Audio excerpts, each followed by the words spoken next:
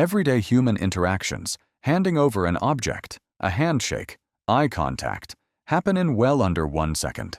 Yet humanoid robots operate with physical and social delays measured in hundreds or even thousands of milliseconds. When humans must constantly slow down for machines, are robots really adapting to us, or are we adapting to them? Before we begin, subscribe to support our channel for sharp, no-hype engineering analysis of Tesla Optimus and other humanoid robots. Why is physical synchronization the hardest barrier for humanoid robots? When people talk about humanoid robots, they often think first of artificial intelligence or control algorithms. In reality, however, one of the biggest barriers lies in something far more basic: touch and physical reflexes. Every day, humans unconsciously shake hands, pass objects, and make light contact with others hundreds of times. Yet these very simple actions have become a technical nightmare for humanoid robots. Let's start with tactile sensing. Human fingertips contain roughly 2,500 to 3,000 sensory receptors per square centimeter, including receptors for force, slip, and vibration. The brain can respond within 20 to 50 milliseconds, fast enough to adjust grip force almost instantly. That's why you can hold an egg without cracking it, then immediately lift a hammer without any conscious calculation. Robots are completely different. Most current humanoid robots, from Tesla Optimus Gen 3 and Figure 03 to Unitree H2, do not have high-resolution tactile skin. Instead, they rely on force-torque sensors located at the joints, which typically measure only the net force at the scale of newtons, not how force is distributed across the contact surface. In other words, robots don't actually feel objects at their fingertips. They infer contact indirectly through the mechanical response of the entire arm. The consequence is latency. In many fine manipulation experiments, robots need 150 to 300 milliseconds to distinguish between soft and hard objects based on force feedback. In that same time window, a human has already adjusted grip force 3 to 5 times. This leads to a very practical question. When a robot shakes your hand, how does it know when to stop squeezing? And if it misjudges, who bears the risk? This latency becomes even more problematic in two-way interaction.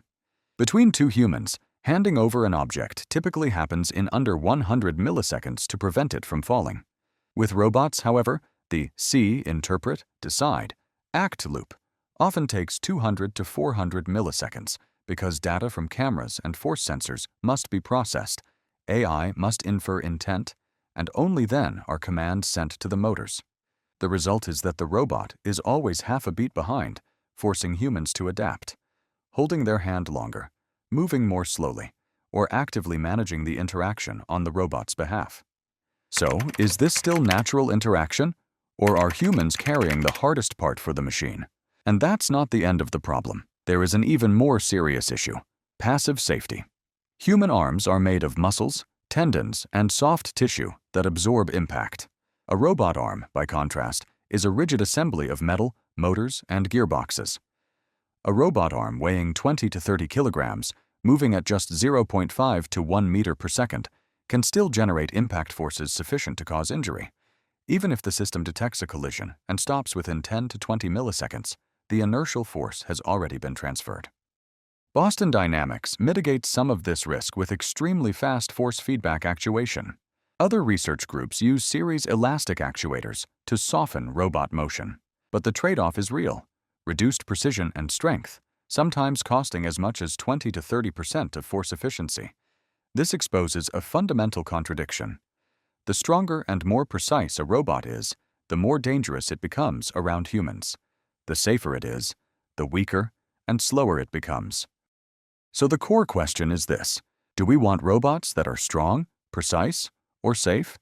And is it actually possible to achieve all three at once? Until humanoid robots possess tactile sensing with human-level resolution, reflexes on the order of tens of milliseconds, and mechanical structures that remain safe even in unexpected collisions, the most basic interactions, handshakes, passing objects, light touch, will remain a fundamental weakness no matter how intelligent the AI becomes. How can robots interact naturally without understanding social cues? When talking about humanoid robots, we are often drawn to one question: how intelligent is the AI? But in the real world, another question is far more unsettling. Does the robot know how to behave? A machine may calculate flawlessly and respond coherently, but if it stands in the wrong place, replies half a beat too late, or stares for too long, the entire interaction instantly becomes awkward. And it is precisely here that the social intelligence of humanoid robots reveals its core weakness. Let's start with something that seems trivial: turn-taking in conversation. Linguistic research shows that the average gap between two human speakers is only about 180 to 250 milliseconds. We don't wait for the other person to finish speaking before we start thinking. Our brains predict when a sentence will end and prepare a response in parallel. Robots do not have that privilege. They listen until the end, then start thinking, and only afterward are they allowed to speak. In practice, today's AI-powered humanoid robots typically have response latencies of 2 to 4 seconds, including speech recognition, language processing, and speech synthesis. That silence is more than 10 times longer than in human-to-human conversation. The problem is that the human brain does not interpret silence as neutral. HCI studies show that, in face-to-face interaction, pauses longer than 1 second are often perceived as confusion, system failure, or even indifference. As a result, people tend to interrupt robots, completely breaking the conversational rhythm. If every answer requires waiting, who will have the patience to keep talking? Next comes something even harder to formalize: social distance. According to proxemics theory, normal human interaction occurs at around 0.5 to 1.2 meters. We don't need a ruler to know this. Our bodies sense it intuitively. Robots, however, do not. In most current navigation systems, humans are treated as dynamic obstacles with safety buffers of 1.5 to 2 meters. Robots keep their distance not out of politeness, but because safety constraints are hard-coded into their software. The result is everyday interactions that feel strangely off. A robot offers an object, but stands too far away to reach comfortably, or it approaches without slowing down.